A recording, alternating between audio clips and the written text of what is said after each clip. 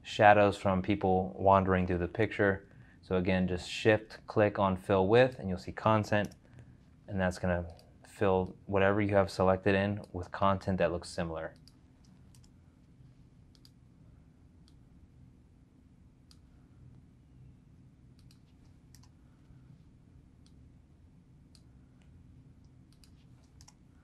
And it might take a couple of times, but you can see now that we've gotten rid of these weird shadows from people wandering through the long exposure.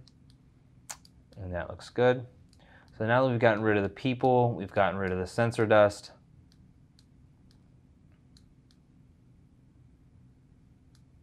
I'm going to look for any other type of distractions in the image, whether that's hot pixels or trash or anything like that. And I can see some hot pixels here in the foreground. So I'll go ahead and get rid of those real quick. And if you don't know, hot pixels are just a result of the sensor getting too hot from doing a super long exposure. So you can get rid of them the same way with a spot heal brush, just like so. But basically, it's just a problem sometimes with sensors when you're doing a lot of long exposures, but easily correctable. All right, so we look good. I'm gonna hit Command 0 to go back zoomed out. And then I'm gonna start making some adjustments to this image. So maybe I wanna make some adjustments to the color in the sky. I can do that with luminosity masks, or I could also do this with color masks. In this case, I wanna try and use a luminosity mask, so I'm gonna make a selection maybe with, let's try 1. Let's do 1, but then we're gonna refine this. So I clicked refine with a lights 1 luminosity mask preview. And I'm just gonna kind of target more towards the sky here, just by excluding shadows and including more of the highlights and the midtones. So something like this would work really well. I'm gonna click OK. And then I can get rid of this waterfall very quickly by just selecting this, and also maybe, I'll leave the water selected because I want to affect the watercolor as well, but I don't want to affect the color in this waterfall. So in this case, all I need to do is select that water real quick. I'm still on the luminosity mask preview, and I just click fill with, and it's set to foreground color by default, but I want background because black is in the background right now. And I'll click OK, and that's going to fill that in with black. So if I deselect that, I have my luminosity mask preview right now. I'm just going to output this as a color balance layer.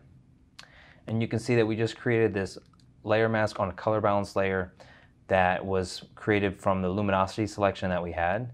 And basically, whatever I do now to this color balance is only going to be revealed where it's white. So this is great because I basically made a very targeted selection of the sky with that luminosity mask, and now I can adjust the colors in this color balance layer, and it's really only going to be shown through that mask, which is mostly just the sky.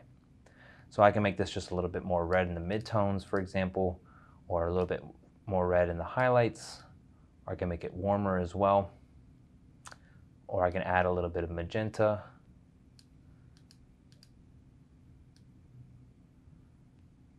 And you don't want to go too overboard with this, guys, but this is just a quick example how we can do some shifts in colors. So that's a little too strong. So I'm just going to drop the opacity just a touch, and I think that looks pretty good. So maybe I want to brighten up the shadows here in this area a little. So I'm going to make a darks mask. Something like 4 is going to be a little bit more restricted. So you can see white is where we're affecting, or where we're going to affect or reveal. So 3 is a little too broad. It's selecting a ton of the shadows in the foreground here. So I'm going to go maybe more like something like 4. And then I'm going to actually apply this as a group and mask. So when you group and mask, you create a mask on a group with the luminosity mask that you just had selected. So now whatever type of effects or adjustments I put in this group will only be revealed through that layer mask. So now if I make a curves layer, for example, here, I can just brighten up the curves, and it's only going to be shown through the shadows. And then further, I can actually just invert this. So I click invert, and then it's going to invert the layer mask. And then now I can paint that effect in just where I want it using a white brush. So if I paint over here, for example, then it doesn't affect the whole image. It's only affecting it where I painted. And that's very strong. So I'm actually going to turn this down a little. And I just really wanted to brighten the shadows up just a little bit in this image. So something like that looks good.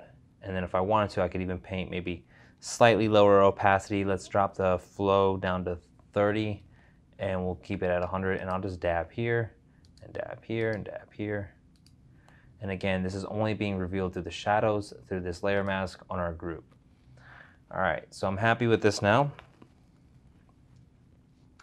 At this point, I want to apply some filters. All right, so first I'm going to apply dark highlights. Dark highlights is going to find the highlights in the image, and it's just going to darken them slightly, which will bring back a little bit more detail and color. So that might be a little too strong for our taste, so I'll just turn that down a little bit. And if I click on show, then I can see the layer mask. And again, I'm not really trying to affect the waterfall here, so I'm just going to paint that out at 100% flow, 100% opacity. That looks good. And actually I'm going to paint it out of there as well. All right, so I'm going to hide that. Going back to the filters here, next up I'm going to use Lux. So Lux always adds a nice pop to my images. It's a very nice, quick way to add some brightness and contrast. And then I want to add my Orton and high pass sharpening. So I just use the Orton Sharp in this case. You can do those individually as well. But when you do Orton Sharp, first up it's going to give you your blur dialog box here. So I always use 60, so I just click that OK. And then it's going to allow you to make adjustments to the curves level if you want, but this is how it looks by default. And this is how about the settings that I typically use. So I actually think it looks a little too dark in this case, so I can just shift the blacks over just a touch, and then it's going to be not as dark. So I'm going to click OK. And then the high pass sharpening dialog box comes up. I always have this set to 2.8, so I'm just going to click that OK as well. And now if I turn that off and on, you can see we have a nice dreamy glow that we've created, but we've also retained that sharpness as well and the details in the image. So if you think that either of those are too strong, you can always just turn down these layers individually. So I'm going to turn down the Orton a little bit to have it not as blurry. And the sharpening, I'll usually zoom in to see what I'm doing pretty clearly here.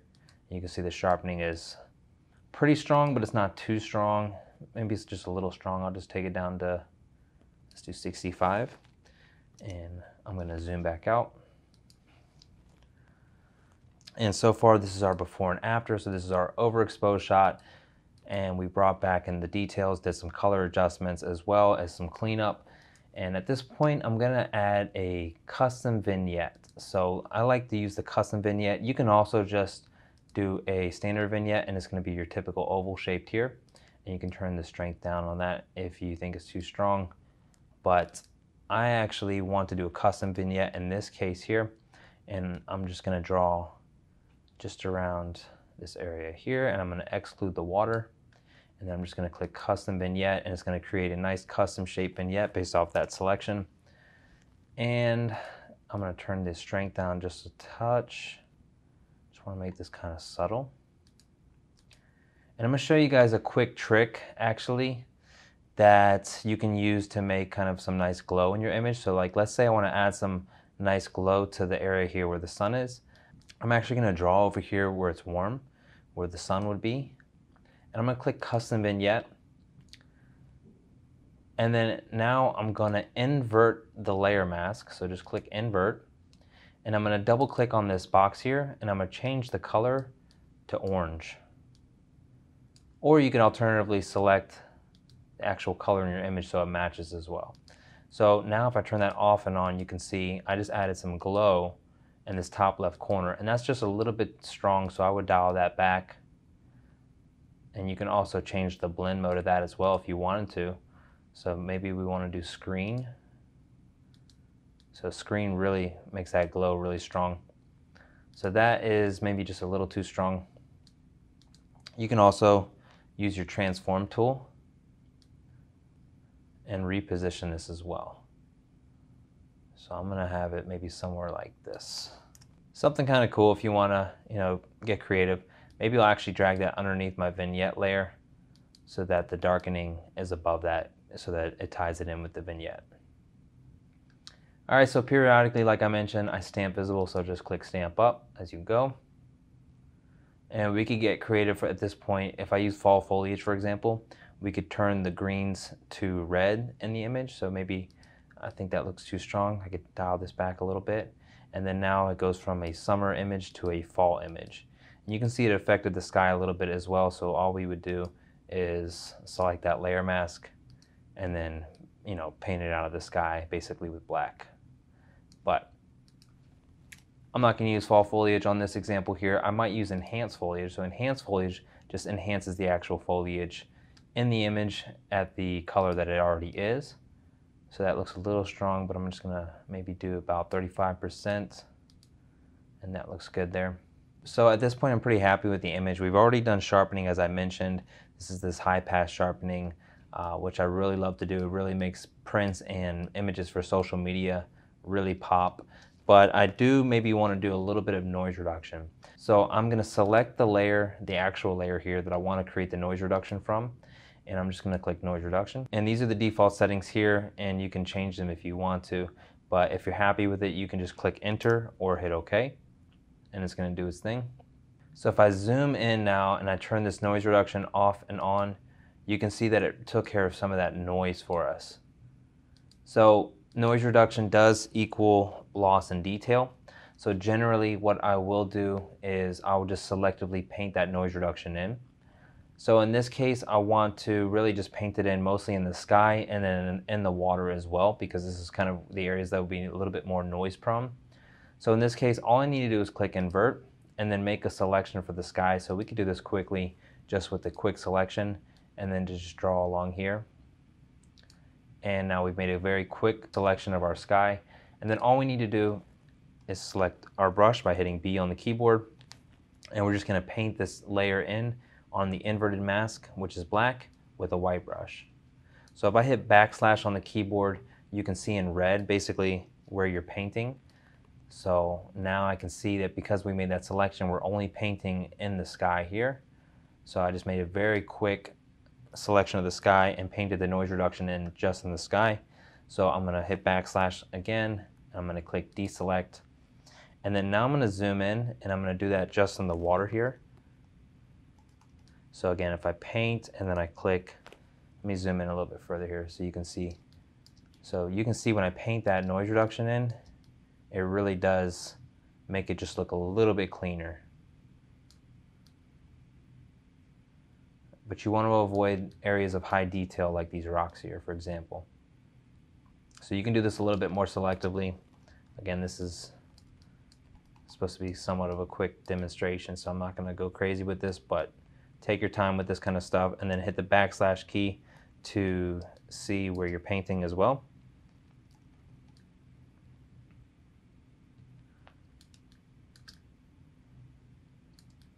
And you can just switch back and forth from that to see what you're doing.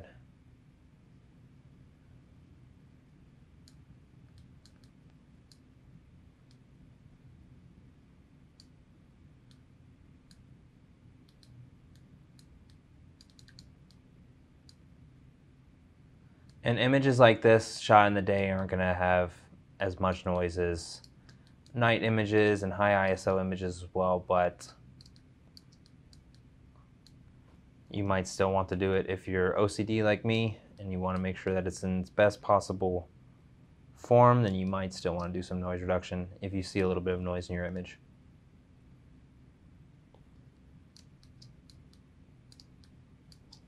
One thing to consider too is that the sharpening did add back some noise, so you could actually make a layer mask, or actually the sharpening comes with a layer mask on it.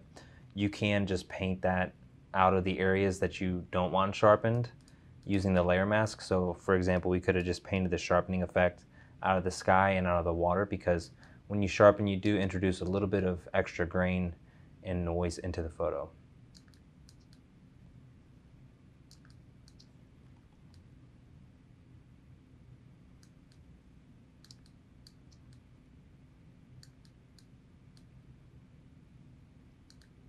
And again, I'm moving really quick, guys. So take your time with this. Make sure that you're not making something look worse than it already looks with a little bit of noise.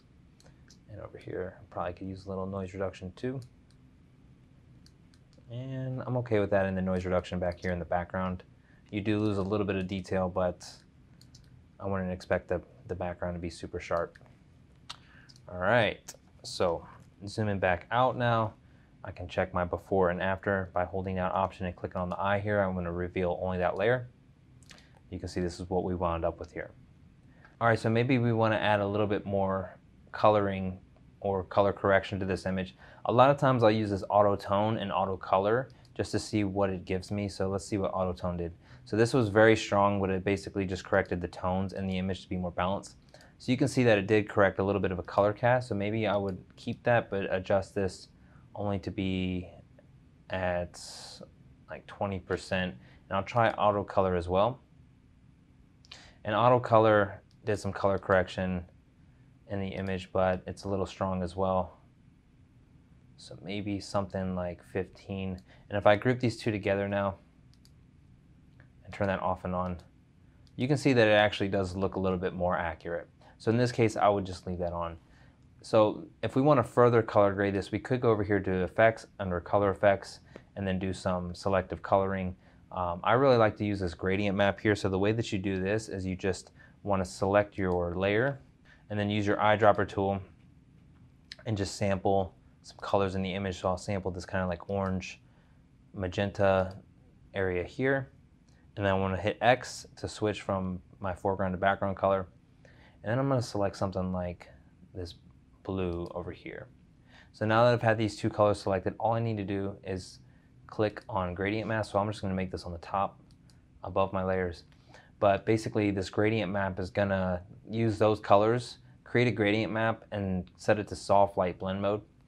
And if I turn this off and on, you can see it just adds a really nice color grade to the image pretty instantly. And it just kind of more evenly distributes the prominent colors in the image so that you have this really nice kind of unified tone. So if you think it's too strong, you can always drop the opacity. You can also click reverse and see what that looks like. Sometimes it works, sometimes it looks worse. In this case, I'm going to not reverse it, but I'm just going to turn the opacity down a little bit. And the sky looks still a little bit bright to my eye, so maybe I might add another vignette. If you want to add the vignette like so, but it darkens the foreground, all you need to do is hold down Shift and click on your mask here to create an inverted mask. So Shift, click on the mask tool, and that just hid the layer, so now you can't see it. And wherever you paint with white, it's going to be revealed. So what I like to do is use my gradient tool here, and I'll set this to something like 50%, so I'll just hit 5 on the keyboard. And I'll have this set from foreground to transparent. This is major key here. And this way, all I do is hold down Shift and drag from the top down to the bottom, or somewhere in the middle actually. And now I'm just going to selectively reveal that vignette layer just on the top. So if I turn that off and on, now I'm just only darkening the top here, and it looks just a little bit more balanced. All right, so maybe some finishing touches. I always check with the Lux filter one more time, and that's really strong, so maybe turn that down a little, but something like that looks good. And you can see this is where we started, and then this is where we wound up. So I'm happy with this image here. Now all I need to do is go over here to my Finish tab, and if I wanted to add a watermark, for example, I can select my anchor point and then select my watermark. I have this preloaded here. Just double click here to load or select your watermark, and then just click apply, and it's going to put your watermark there. And if you want to move it, all you need to do is click your transform tool here, and then you can just move it somewhere else in the image, or you can use your arrows as well. So put it where you want, click enter, and you have your watermark there. So this would be if you're saving for web. Obviously you're probably not saving for print with your watermark there. So I'm just going to go ahead and turn that off, or the visibility off. And if I want to save this for print, then I would probably change the color space to sRGB first, because right now it's going to be Adobe RGB. So you can see that the source profile is the original color profile of the camera. So if I want to change this to sRGB, all I need to do is click sRGB. And now the color space for the picture is sRGB. And then I would just select my folder here that I want to add these pictures to. So maybe prints, if I'm saving this for print. Click open, and then now I would just name this here.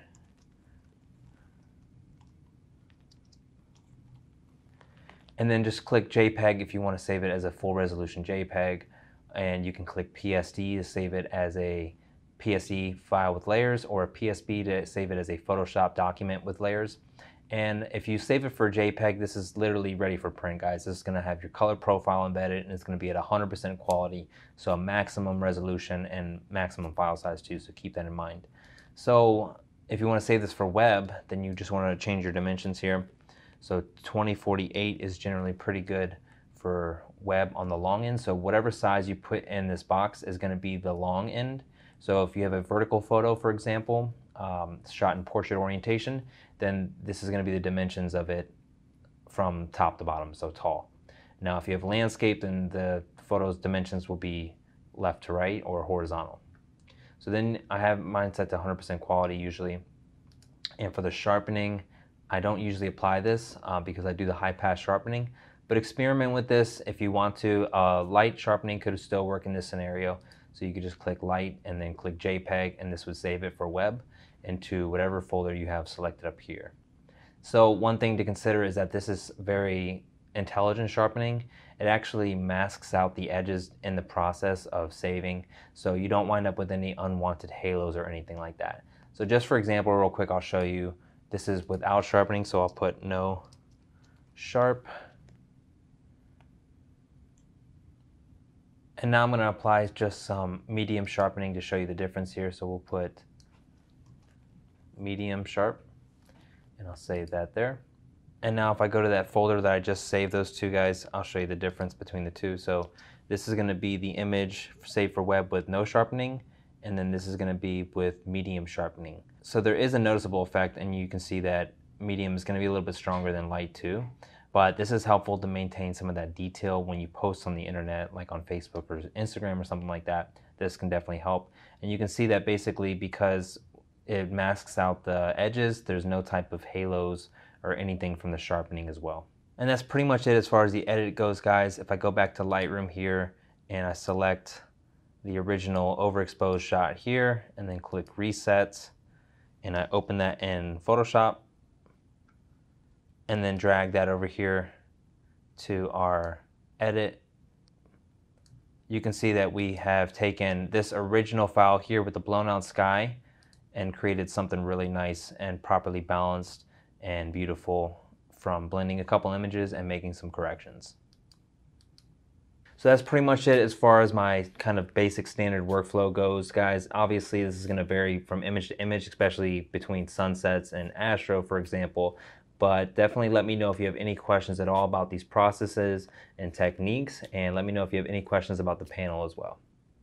Hey guys, in this video we're going to go over how to do a blue hour and Milky Way blend. So first we're going to start off in Lightroom and make some adjustments to the raw images, and then we'll take them into Photoshop and finish them off with the Pro panel. So first up, guys, this is the image that we're going to be creating today, basically blending a blue hour shot with the Milky Way shot from later on.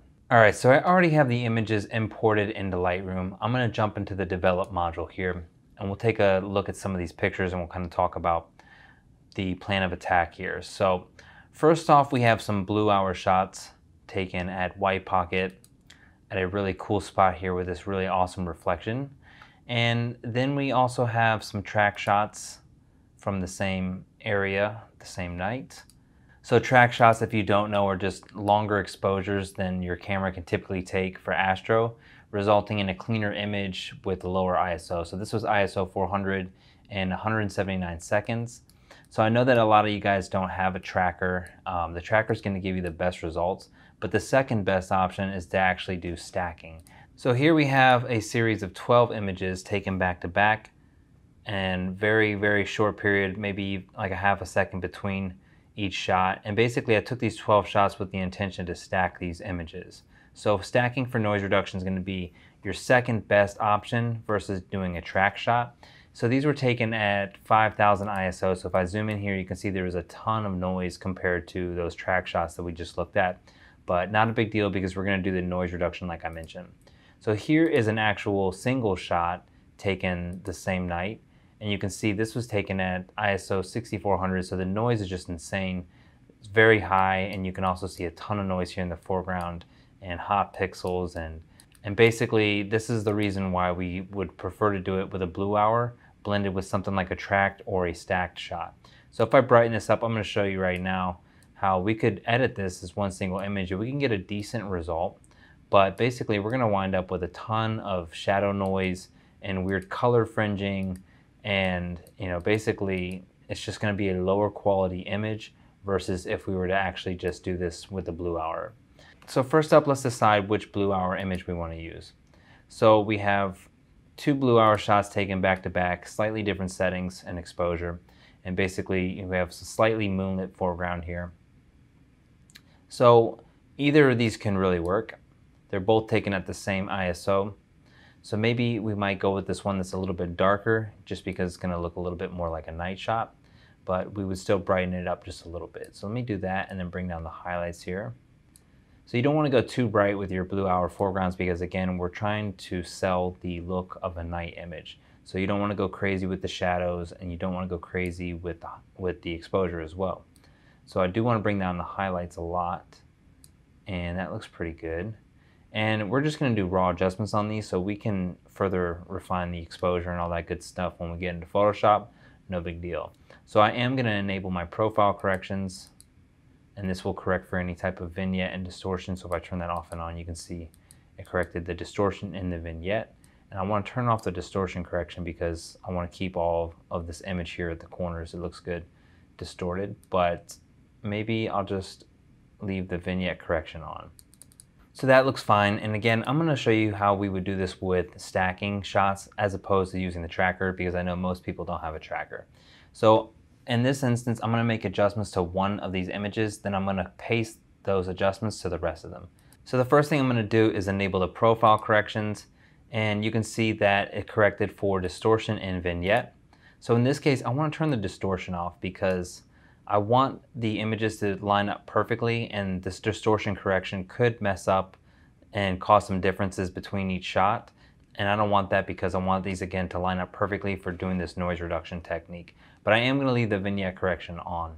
So again, if you're going to leave the distortion correction on, you want to make sure that each image has that applied, or else when you go to align those up, it's not going to work. So I'm also going to do some basic exposure adjustments here. I'm going to bring down the highlights just a touch, and I'm going to bring up the whites just a little bit. That's going to make this really pop here. And maybe I'll bring up the blacks a little bit.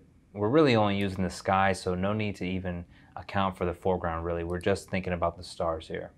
So again, we're not going to do any noise reduction because we're about to do that in Photoshop using a special technique. And I'm not going to do any type of sharpening at the moment, but I do want to take into account one thing, and that's that my camera automatically applies color noise reduction.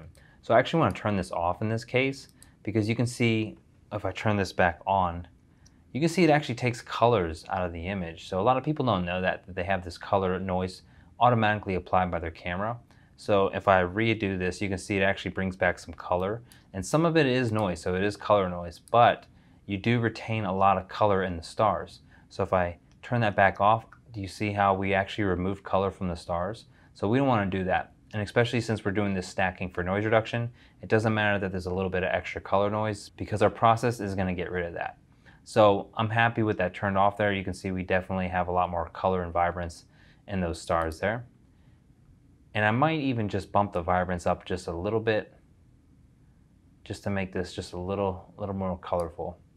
So once we're happy with the adjustments that we made to the one image, we're going to select all of them, and we're just going to click sync. So this is going to pop up here to ask us what we want to synchronize between the shots. I'm just going to leave check all applied, and I'm going to synchronize. So this is going to apply those adjustments that we just made to the one image to the other 11. And then at this point, they're going to be ready to open up in Photoshop to do the stacking. So you can just check and run through the images if you want to, just to make sure that they all look the same first. And then once you've confirmed that they all look the same, you're just going to have them all selected. You're going to right click, and then you're going to go edit in and then open as layers in Photoshop. So this part right here, guys, is going to take a few minutes depending on the speed of your computer and the size of the files. These are 46 megapixel raw images, so this is going to take a couple minutes, so definitely requires a little bit of patience. Alright, so I just skipped through that part so you guys didn't have to wait through that, but I have all my images loaded now here as layers in Photoshop. And real quick, I am going to go to Lightroom and just grab my Blue Hour shot and just hit Command E or Control E on PC, and that's going to bring it into Photoshop. So now we have our foreground image ready, so once we do the stacking, we can just bring it over into this document and finish up the blend. All right, so let's go back to our stacking shots here. So when we're doing stacking for noise reduction with the Pro panel, that's gonna be under effects over here, and it's gonna be align and stack sky. So one key thing is that we do need to crop before we do this. So you're gonna see that box pop up that says first we need to crop out the foreground. So we'll click OK. It's gonna open up our crop tool for us.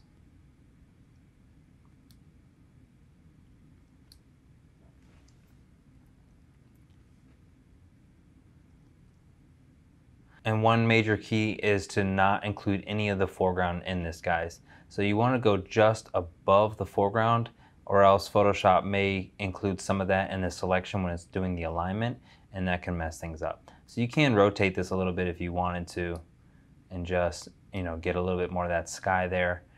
But you do want to also make sure that delete crop pixels is checked as well, so that that foreground isn't actually still there when you do this alignment process.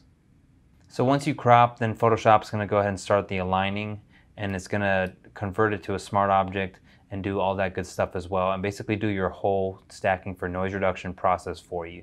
Again, depending on the speed of your computer and the size of the files, this can take a little bit.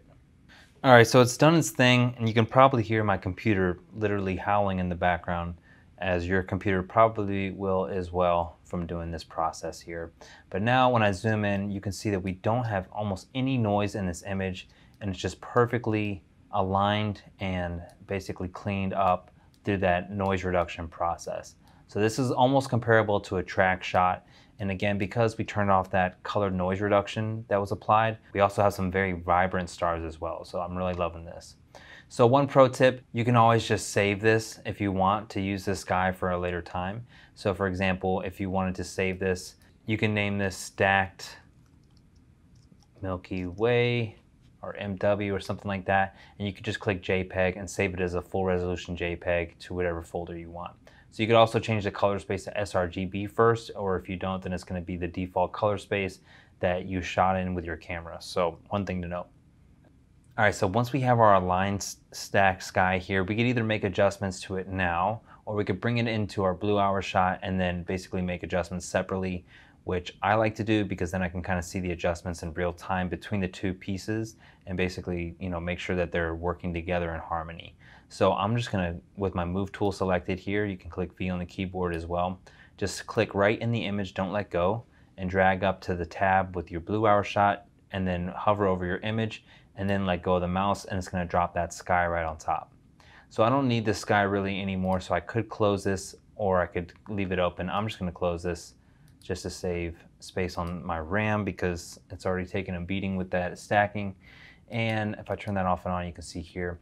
So basically what I want to do is I want to line this up where I want it first. And so this is an actual alignment of the Milky Way, guys, by the way. So this is a very accurate lineup. That Milky Way lines up just basically right over this hump in the photo, just like I have it right now. So FYI, you can make surreal composites that don't actually exist in real life, or you can actually make something that lines up that's very accurate to what you would get if you actually took the shot at night. Another thing to note is that I didn't do any type of color balance or any white balance adjustments to this blue hour shot. And the reason is because I had a custom white balance in my camera to make sure that it was a little bit cooler. But if your shot was a little bit warm, for example, you could cool that off in Lightroom, or if it was too blue, you could warm it up a little bit in Lightroom as well. So we could even play around with our day to night filter here. And I'll just select my foreground image, and then if I click day to night, you can see that that just made it really blue. So this is more intended for something like an actual sunset or a warm tone daytime image. So this isn't gonna work. I'm just gonna delete that. But just a tool that you can use if you need it. All right, so to align my sky, I'm gonna drop the opacity a little bit here of my sky or my Milky Way layer so I can see it clearly. And I'm just gonna position this exactly where I want it. So maybe something like this. And something also to account for is the reflection. So whatever is just above the hump in this shot here is going to be appearing in the reflection here. So ideally I would have something like the core or something very, very prominent with some details in it in the reflection here just for added effect. Again, this is the accurate alignment, guys, so nothing fake here that's not occurring in real life. All right, so once I'm happy with the placement of the Milky Way, I'm gonna turn this back up. And the way that I usually do my composites or my blending is I'll make a duplicate of the background. So just click duplicate, and then I'll put that over my sky image. And then this way, if I need to drop the opacity of my stars or something like that, I have this background still underneath that has the original sky. All right, so first we need to make a selection of the sky so that we can mask it out. So there's a few different ways we could do this. We could literally take the quick selection brush here and just draw along the edge, maybe with the size set to about 30, and you can use your bracket keys to make this bigger or smaller. So we could just drag along the edge here and try and make a selection. And I think that this would work really well because, you know, basically this is a very hard edge here with no trees or anything like that. So let's see how this does. So this grabbed the edge very well. So once we have the selection made, we do need to do some refining to it because there will be some problems if we don't. So this selection is going to be very hard. There's not going to be a very smooth edge because we have a regular selection made. So we would want to feather this a little bit. And one thing also to consider is that there's going to be a little bit of an edge from the blue sky that is going to be kind of where the sky meets the horizon. So we're going to expand the selection as well a little just to push the edge a little bit past where it is. So if I zoom in, you're going to be able to see what I'm doing. So I'm going to go up to select, and I'm going to go to modify, and I'm going to go expand. And I'm going to expand this just by 1 pixel, and it just pushed it just a little bit past the edge there, you can see. So next up I want to feather this, so I'm going to go select and then modify and then feather. And I like to feather by just 0.5 is usually good. And I'm going to go select and modify, and I'm also just going to smooth this maybe by 2 pixels. All right, so if I zoom back out, Command 0 or Control 0, all I need to do is go down here to my layer mask tool, hold down Shift and click, and we get an inverted mask. And now we've just revealed the sky image underneath our foreground image. So if I zoom in here, you can see we don't have any type of blue fringing along the edge because we expanded the selection and pushed the selection down just a little bit below the horizon. And it's slightly feathered, so it's not a super harsh edge. And lastly, it's smooth as well, so it's a very, very nice, smooth transition. So now that we've already gotten our sky blended back in, now we can make some adjustments to these two pieces of the image separately to kind of tie them in together. So firstly, I want to make some adjustments to the color in the foreground. So I'm going to go over here to Effects, and then under Color Effects, I'm going to hit a Color Balance. And then I'm going to use a clipping mask so that it only affects the foreground. So let me show you what I mean. If I was to make adjustments here, you can see that it's going to affect the whole image. But if I do a clipping mask and it clips it to the foreground here, then my adjustment only affects the foreground because it's clipped to the foreground layer. So it's not going to affect the sky. So in this image, I want to make it a little more cool in the midtones on the highlights. I think that maybe we'll add a little bit of red. It's going to give it kind of more of a purple tone. Something like that looks kind of nice. So we can go back and adjust these in a little bit if we need to. Now I'm going to click on the stars layer and I'm going to do some color adjustments. So again, I'm going to click Color Balance. And I want to make the Milky Way a little bit more kind of purple toned than blue. So if I add some red to that as well as some more blue, we're kind of more in a purple range now. So if I turn that off and on, you can see the difference. And I don't need to really clip that here on this layer because our foreground layer is above. And because we have this layer mask here, basically revealing whatever is in black here, then the adjustment layer that we have underneath it isn't going to be revealed in the foreground where it's white, basically. So maybe we want to add a photo filter. So by default, if you go over here under Color Effects and click Photo Filter, it's going to be warm. But if you shift click, it's going to be a cool filter. So that's a little strong, so we'll dial the opacity back just a little. Maybe something more like 25 looks good. And next up, let's add some star glow to this. So if I zoom in and I make a star glow layer here, I'm going to select my brush, or just click B on the keyboard. I'm going to make my brush small. And I can paint about 100% opacity and maybe 30% flow. So I'm just going to click Shift and 3, and that's going to adjust my flow to 30%. And in this case, I actually want to make some color star glow. So I'm going to double click on the color layer here, And I'm just going to sample the color where I want to paint it in and click OK and reselect my layer mask. And again, we're painting with white on the black mask, and this is going to paint the effect in. So I usually start real small, usually about the size of the star, and I just click and I expand the brush as I go using the bracket keys. So I'm making some star glow there, and then I'll just look around the image for some colors similar to that if I want to paint more star glow. So I can see some more purple stars here.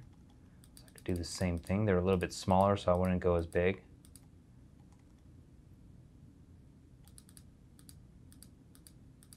I did go a little bit bigger, but it's kind of more subtle, so not a big deal. And then I can do the same thing for maybe the blue and the orange stars as well. So let me create another star glow layer for a different color. I'm going to double click the color and sample it. Maybe make it a little bit more saturated. Reselect the layer mask. And again, I'm doing the same thing, just painting that. So these look really strong. I'm going to drop the opacity in a second, guys, so don't worry. I'm going to make another one now for the blue stars. I'm going to sample that blue, color it there. And the same thing, guys, we're just painting with white on the black mask. And because we're painting with white on the inverted mask, it's revealing the color that we're painting in. So if it's just white, we would just paint in white there. It would be white star glow for white stars. But because we're painting on colored stars, I'm just using the eyedropper tool to pick a color that's in the star where I'm painting. So again, I start really small as the star, and I just expand as I paint. So this might take a little bit of practice to kind of get this right, but it's going to be just kind of subjective and kind of up to you how you apply this. But I like to apply it, you know, kind of strong and then go back and drop the opacity. And I might even be painting with too high of an opacity and flow, to be honest with you. You could go a little bit lower than that and it could be a little bit more subtle. I'm just kind of working backwards. I'm just going to paint strong and then drop the opacity afterwards. All right, so if I zoom out, this is going to look terrible. But I can group these guys together just by holding down Shift and clicking all the images, clicking Group. And then I can drop the opacity of the overall group, and it's going to affect all three of the layers because they're in the same group.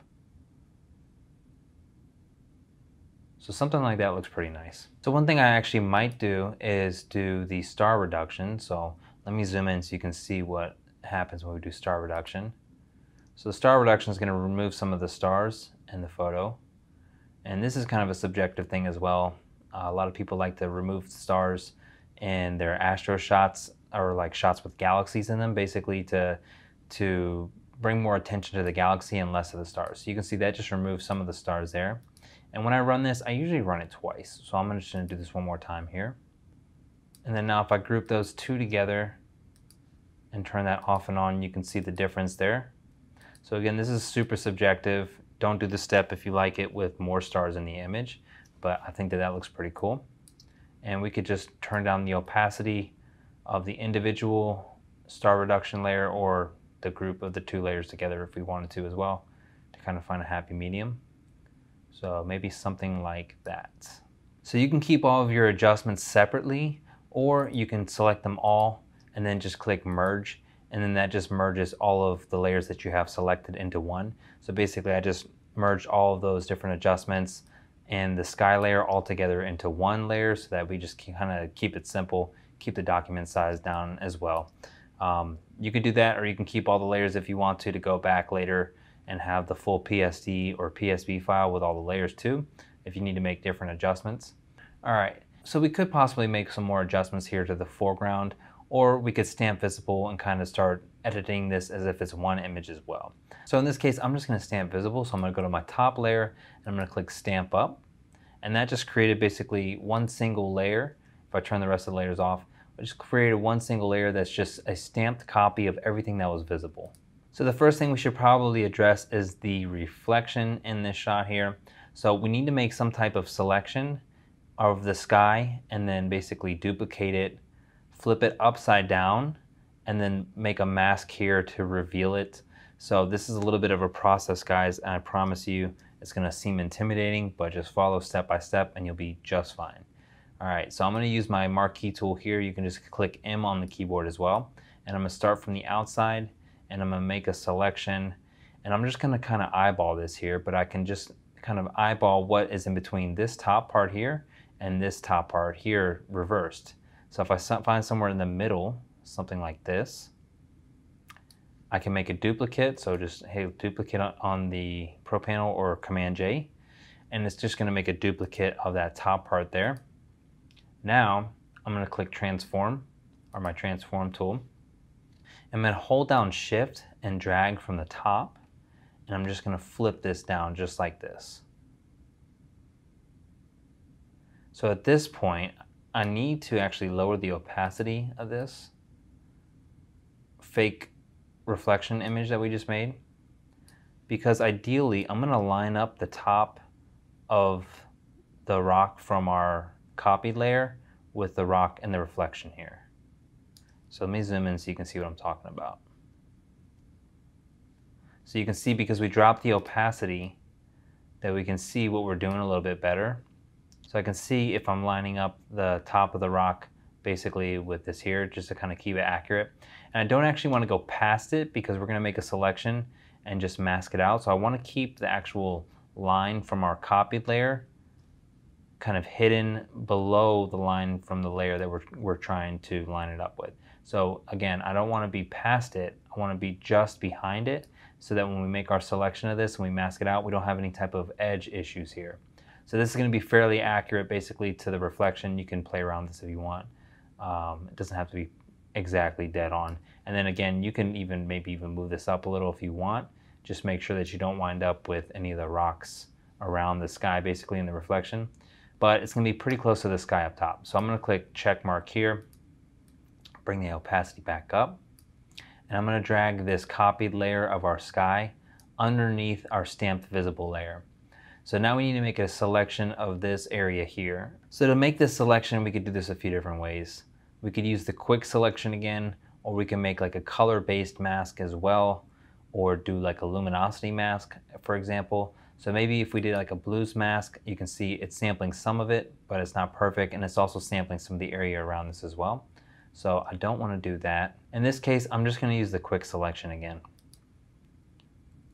So here, all I need to do is zoom in so I can see where I'm clearly selecting. And I'm just painting along this edge.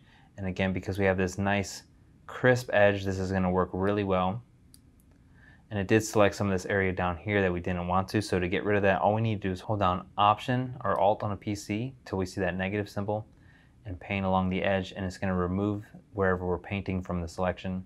So I'm just kind of hugging this edge here.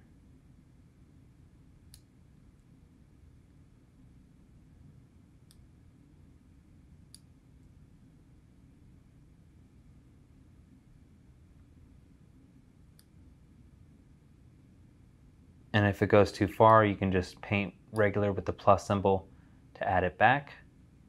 And this is good here. And then we need to refine this here because there's some dirt here, basically where there's no water, but the water starts right here. So I'm just going to hold down Option.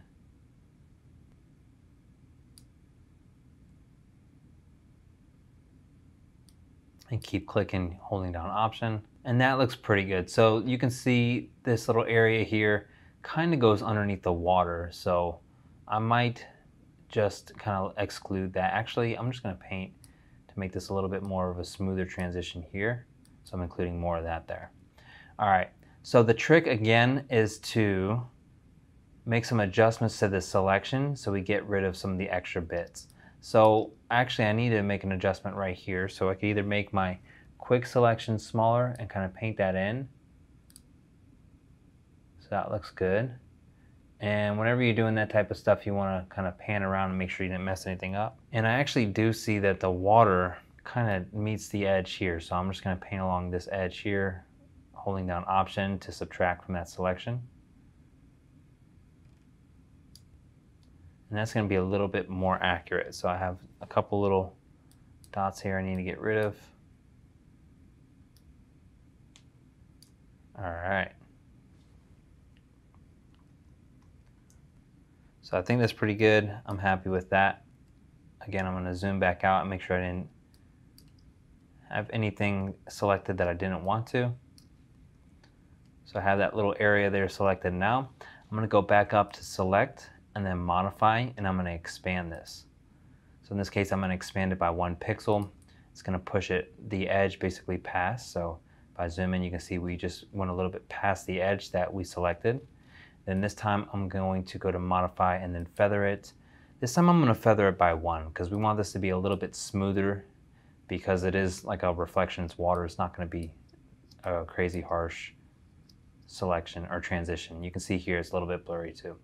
And then I'm going to go again to select and then modify and then do smooth. And I usually do 2 pixels. All right. So now all we need to do is just hold down Shift and click on the layer mask, and it's going to add that layer mask there.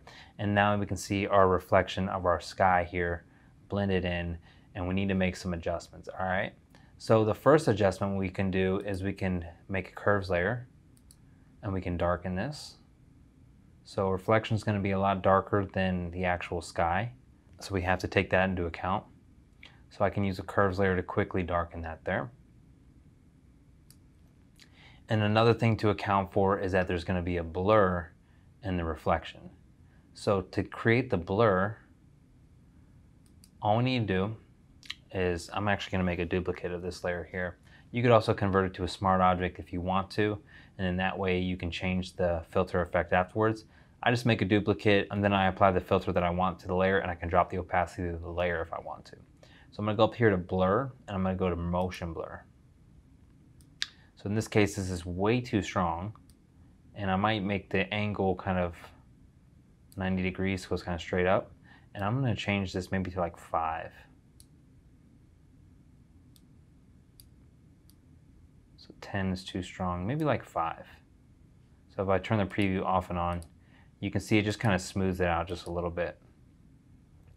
So if I click OK, I zoom back out, that's already starting to look a little bit more realistic. Again, this is still a little bit too bright compared to the area around it. So let's select that curves layer again and just darken this even more. And maybe I'll actually apply some Gaussian blur as well. So I'm going to go to filters and then click Gaussian. And in this case, I think I'm just going to apply maybe a radius of 1. Maybe 2 even. No, that's too strong. I'm just going to do 1. And if we blur the layer too much, if I turn this off and on, you can see we blurred that a lot. Like I said, we can just drop the opacity of the layer with the blur effects to produce that effect and reveal the regular layer without the blur underneath it. All right, so that looks pretty good. Now I'm actually noticing that the sky is a little bit bright. So if I want to make adjustments to the sky separately, all I need to do is hold down Command and click on this here. And I just recreated that selection from that mask from earlier. In this case, I'm going to select my top layer so that I'm working above it. I'm going to invert the selection, so I'm just going to hold down Shift and then hover over Invert so we get Invert Selection. Click that there. And then all I need to do is make a curves layer. And it applies that mask basically to the curves layer. So now if I go up to my curves and make adjustments, you can see it's only happening to the sky. So in this case, I want to darken it a little bit. And then I want to raise up the highlights just a little to make the sky pop a little bit more. So you can see how powerful the curves are. Just that little curves adjustment, I just added a slight S curve. And I wound up darkening the sky and making that core pop a lot.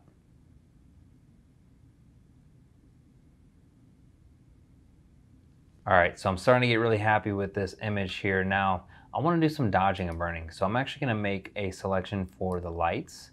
So maybe something like lights 1, and you can see that it's including a lot of our foreground there. So in this case, actually, let's try a midtones mask. So maybe midtones 3.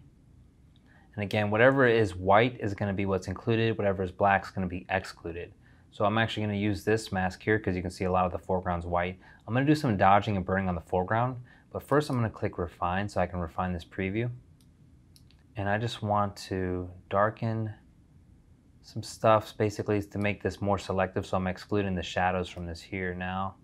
I want to make this targeted more for the midtones and the highlights, and you'll see why in just a second. So now when I click OK, I can apply this as a dodge and burn layer. So I'm just going to do soft light. Soft light will be a little bit more subtle than overlay.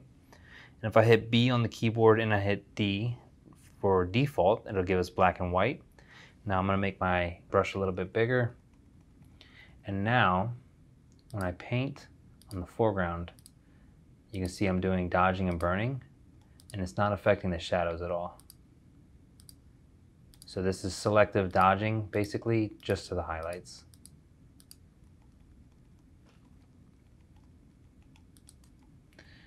And I probably should be at a lot lower of an opacity and a flow for this, but I'm going to show you right now what I'm going to do. I'm actually just going to apply this, and I'm going to turn the opacity of the dodge and burn layer down, just so it's a little bit more subtle.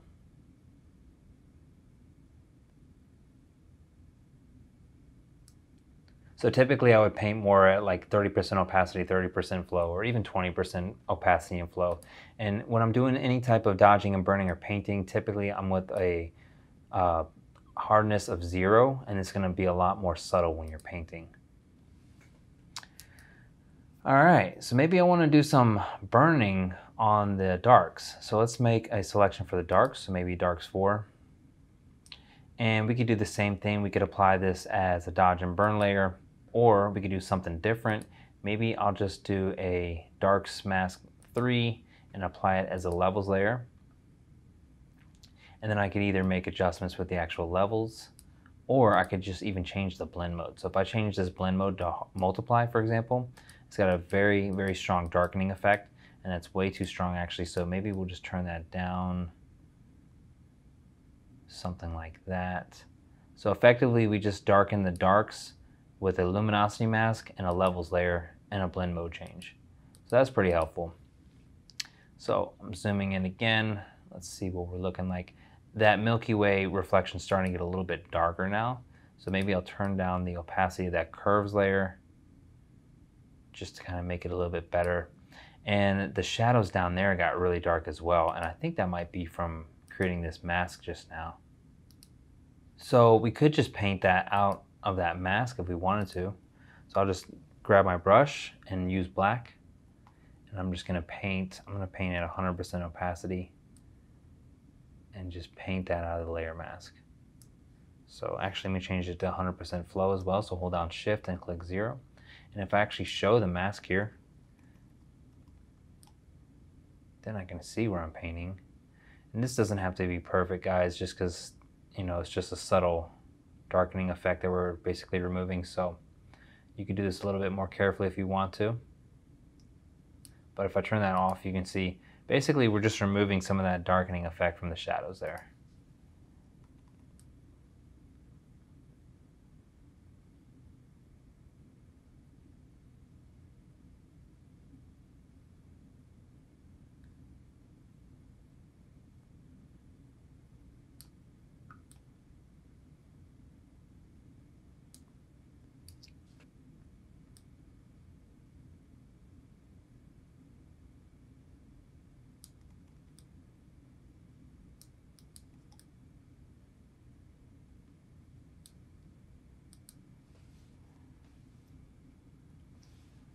All right, so it's already looking a little bit better.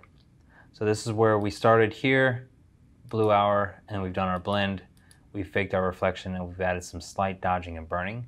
So at this point, I just want to stamp visible one more time. So I'll stamp up here.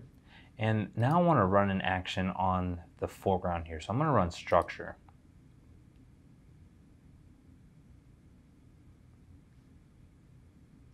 So structure is really good for adding kind of a grit to the image. You can see we just brought back a lot of details, and it looks really strong. So what I'm going to do is I'm going to turn down the opacity of this here to be very subtle. And then I actually want to make an inverted layer mask. So I'm going to hold down shift and click on mask here.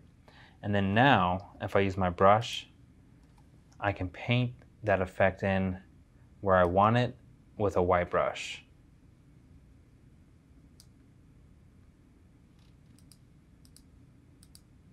So now if I turn that off and on, You can barely see it, it's very subtle, but it's just adding a little bit more detail into that foreground there.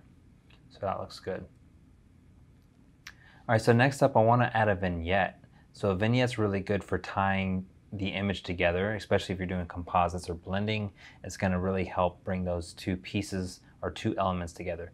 So I'm going to grab my lasso tool, so you can just hit L on the keyboard as well, and I want to draw something like this and create a custom vignette. So in this case I exclude the Milky Way and the reflection and kind of this piece here and shaped it around this kind of pattern right here. And then this way basically I can tailor this custom vignette to be that shape that I drew, and then just click OK. And you can see now we've drawn some focus towards the middle of the image with the vignette. So maybe I want to turn that down a little bit.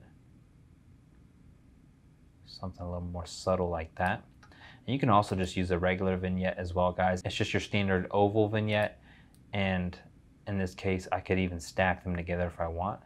And just kind of turn down the opacity of both of them to kind of match. And then at this point I want to run my Orton and sharpening combination. So this is an Orton layer and a high pass sharpening basically in one action. So you could do these separately if you want. I just created this Orton sharp basically because I'm always doing them together. So I click OK. This is my default settings. You can change the blur if you want to. This is my default kind of levels adjustment that I make to it.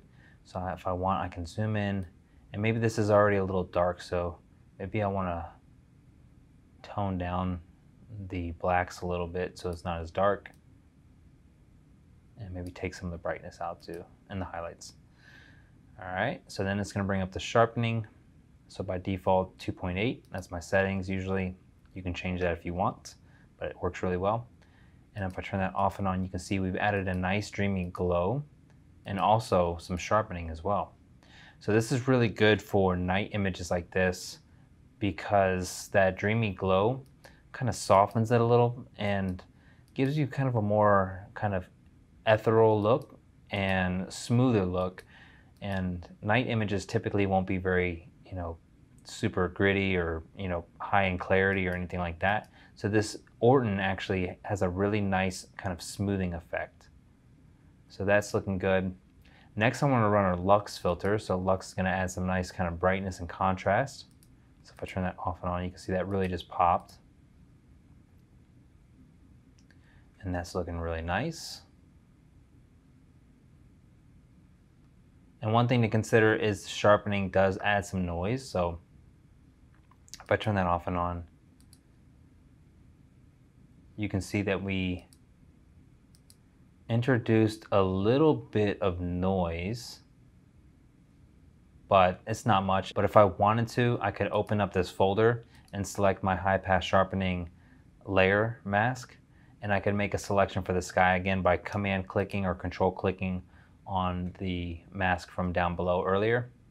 And I could just grab my brush if I wanted to and paint with black and basically just paint that out. So one thing also to consider is you can do sharpening for the stars using effects. There's a sharp stars function, and that'll actually sharpen just the highlights. So you can do kind of sharpening for the stars if you want, and very selectively sharpen the stars without adding sharpening to the shadows, which was very noise prone. So again, I didn't really add too much noise, so I'm not going to paint that out. I'm happy with it. I'm going to go back to my top layer and zoom out. And I'm really digging this image so far. Maybe I'm going to add a gradient map to this. So what I usually do to add a gradient map is I'll grab my eyedropper tool and I'll just select two prominent colors in the photo. So maybe something like, oops, you want to be on actual color or a pixel layer when you're doing color type stuff. So I'll select this color here, kind of like a purple kind of blue tone here, and I'm going to hit X to toggle to my background color, and I'll select this lighter blue color here. So actually, let me flip that around again. I want to select something more like this for my foreground, something a little bit more purple. So I'm going to go back to my top layer, and I'm just going to hit gradient map. And by default, it's going to be really strong. You can also hit reverse and see what that looks like. So play around, turn down the opacity, hit reverse, unreverse it. So I think in this case, I like it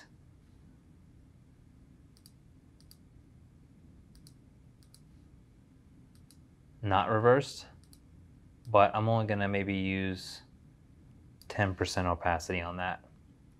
So again, it's a really strong effect. So just dial back the opacity to your liking. And so we started here and now we wound up here. So again, we're looking good at this point. At this point, I might stamp visible one more time. So I'll go to my top layer and I click stamp up, and this stamps everything that's visible. Alternatively, guys, you could just shift and flatten and basically create, one layer from all the layers really quickly, but I'm gonna undo that. I just stamp up because I do like to keep the layers kind of as I go, so I can go back and make adjustments if I need to. So I'm happy with this image now. One thing that's kind of bothering me is the kind of proportions of the foreground. I feel like it's kind of pushed over too far on this side versus this side. It's not very symmetrical.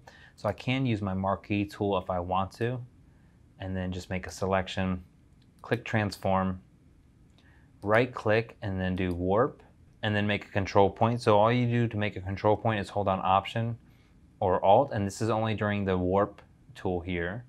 But I'm just gonna grab this here, and I'm just gonna move this slightly over to the left a little bit.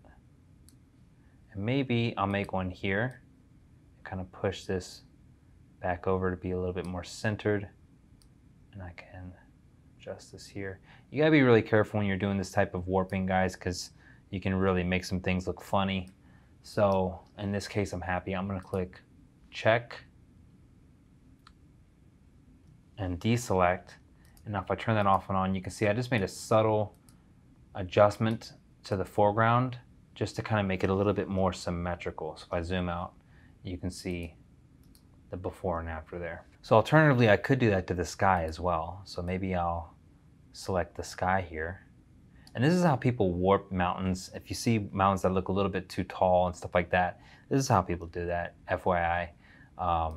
If you want to keep it natural, by all means, definitely keep it supernatural, but you can make little subtle adjustments basically just by doing some warping, making a control point, and kind of just creating a little bit more drama basically, kind of by shaping this stuff.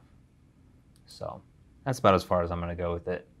And again, deselect, zoom in once you do any type of transformation like that, and just make sure it looks okay, because you can really mess some things up with warp if you're not paying attention.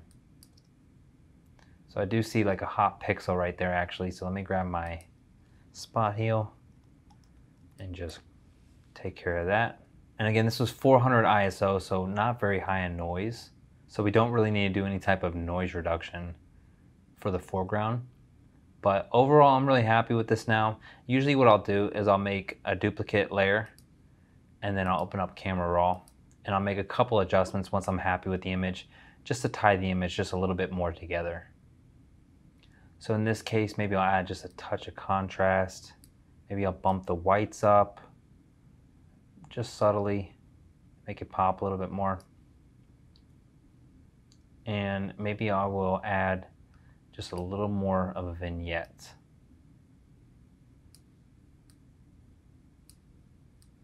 The way I like to make vignettes, if I'm doing them in Camera Raw, is I'll turn the feather all the way off, and I'll kind of put it where I want to so I can see it very clearly, and then I'll feather it again. And it's a little too strong, so I'm going to back it off just a touch. Something like that looks good.